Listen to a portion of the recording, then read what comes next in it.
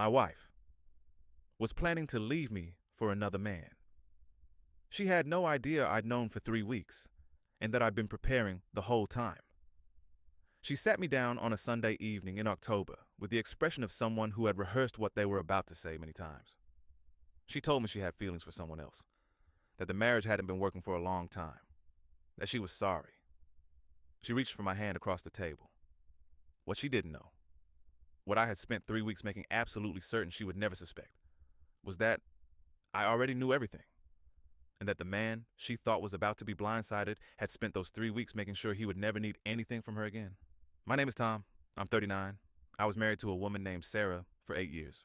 We met at a mutual friend's party, dated for 2 years, got married in a small ceremony in Vermont that Sarah planned almost entirely herself because she had strong opinions about flowers and I had no opinions about flowers. We bought a house in Nashville. We had a dog named Biscuit, who was Sarah's idea and who I ended up being completely devoted to, in the way that tends to happen with dogs. I worked in corporate insurance. Not glamorous, but steady and well paid. Sarah was an interior designer with her own small firm that had been growing steadily for 3 years. We were, by most external measures, a functional and successful couple. We didn't fight often. We had the same friends. We went on vacation twice a year. What I understand now, looking back, is that not fighting often and happy are not the same thing. We had been living in parallel for probably 2 years, present in the same house, going through the same routines, but not really reaching each other in any meaningful way. I had noticed this. I had not known what to do with it. I had told myself it was a phase, the kind of thing that happens in long marriages, the kind of thing you work through. I was half right. It was the kind of thing you work through, but only if both people are trying. I didn't know yet that Sarah had stopped trying about the same time she started talking to someone named Derek. It was a Tuesday evening in late September. Sarah was at a client dinner, or so she told me. I was on the couch with Biscuit watching something I wasn't paying attention to when her iPad, which was on the coffee table, lit up with a notification. I wasn't snooping. I want to be clear about that. I glanced at the screen the way anyone glances at a lit screen nearby. Automatic and thoughtless. The notification was a message. The name above it was Derek. The first line of the message was visible in the preview. I read it. 4 words. That's all I saw before the screen dimmed. But 4 words were enough to understand that what I was looking at was not a professional contact or an old friend. 4 words that had a specific quality. Intimate, casual, the shorthand of 2 people who had been talking for a long time. I put the iPad back exactly where it had been. I sat with Biscuit. I watched the thing on TV that I wasn't watching. When Sarah came home at 10:30, I said hello and asked about the dinner, and she told me it went well and we went to bed. I didn't sleep, but she didn't know that. The next morning, when she left for work, I sat at the kitchen table with a cup of coffee and made a list, not on paper in my head because I was already thinking carefully about what left traces, of everything I needed to understand and everything I needed to do. I had learned something important the night before, and what I did with it was entirely up to me. I decided not to react. Not yet. Not until I understood the full picture and had done everything I needed to do to protect myself. I gave myself 3 weeks. The first thing I did was call a divorce attorney. Call a divorce. Not Vera. I'd never needed an attorney before, but a woman named Carol, who a colleague had used 2 years earlier and spoken highly of. I called her from my car, parked in a lot near my office on a Wednesday morning. I told her the situation. She told me exactly what I needed to know. Tennessee is an equitable distribution state, which means marital assets are divided fairly, but not necessarily equally, and fault, including infidelity, can be considered in the division. Carol told me to document everything I could about the infidelity, not because I necessarily needed it for the asset division, but because having it gave me leverage and options that not having it would not. She also told me something that turned out to be the most practically important thing I learned in those 3 weeks. Our joint savings account, our joint investment account, and our joint credit card were all accessible to both of us equally, right up until a formal separation agreement was in place. And that it was entirely legal for either party to move their share of marital assets into individual accounts before that agreement existed, as long as it was done transparently and documented properly. I spent that weekend understanding exactly what our finances looked like. 8 years of joint accounts, investments, the mortgage on the house, Sarah's business accounts, which were separate. I had always handled our personal finances, and Sarah had always handled her business finances, which meant I had a clear picture of the joint situation that she, frankly, did not. I opened a personal account on Monday. Over the following 2 weeks, I moved my half of our joint savings, exactly half, documented precisely, nothing that could be characterized as anything other than what it was, into it. I contacted our mortgage lender to understand the process for a buyout. I had a conversation with our financial advisor, framed as a general inquiry about restructuring our portfolio, that gave me the information I needed about our investments. I also quietly started talking to a realtor I knew slightly about the Nashville market, not listing anything, just understanding what the house was worth and what a buyout scenario would look like. I went to work every day. I walked Biscuit every evening.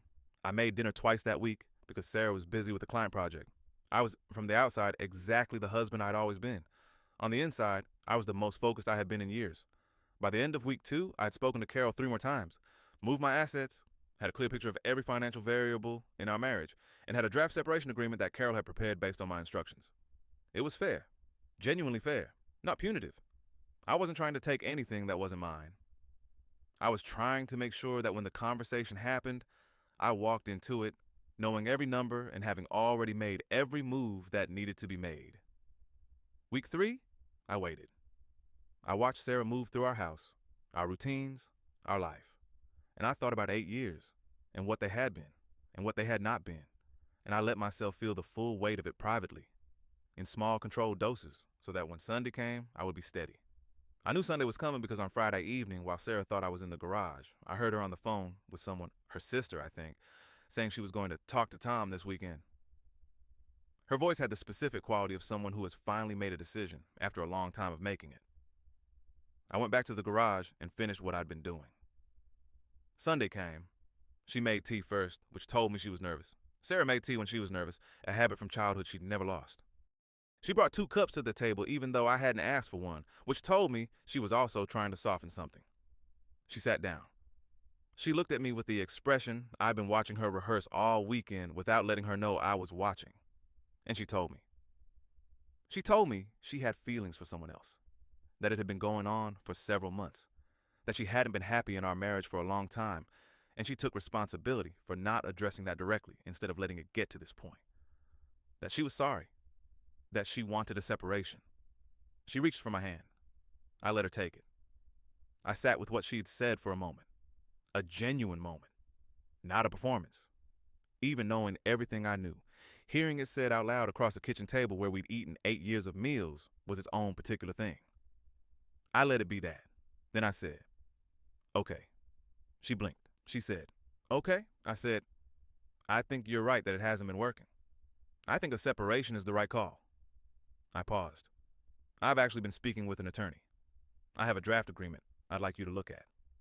The expression that crossed her face in that moment is one I won't describe in detail, because even now, even knowing what she'd done, it felt like something private.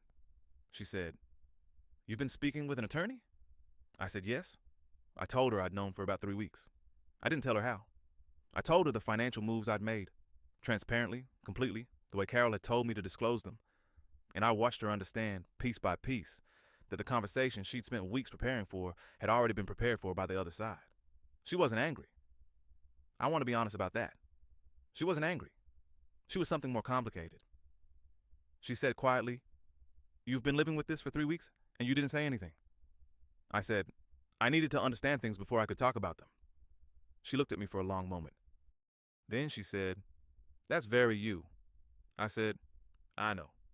We sat there for a while after that, the 2 cups of tea going cold between us. Not hostile, not warm, just 2 people at the end of something, being honest with each other in the way we probably should have been much earlier. The separation was clean. Carol's draft required some negotiation. Sarah hired her own attorney, which was the right thing to do. But the foundation was solid and fair, and neither side had much to argue with. The house sold 6 months later. We split the proceeds according to what we'd each put in. Sarah's business assets stayed entirely hers, which was correct. The joint investments were divided. Biscuit, this was the only moment the negotiations had any real heat. Stay with me, which Sarah ultimately agreed to, because she was moving into a smaller place, and I had the yard. I am not going to pretend I didn't care about that outcome more than any of the financial ones. Derek, as far as I know, is still in the picture. I've made a deliberate decision not to know the details.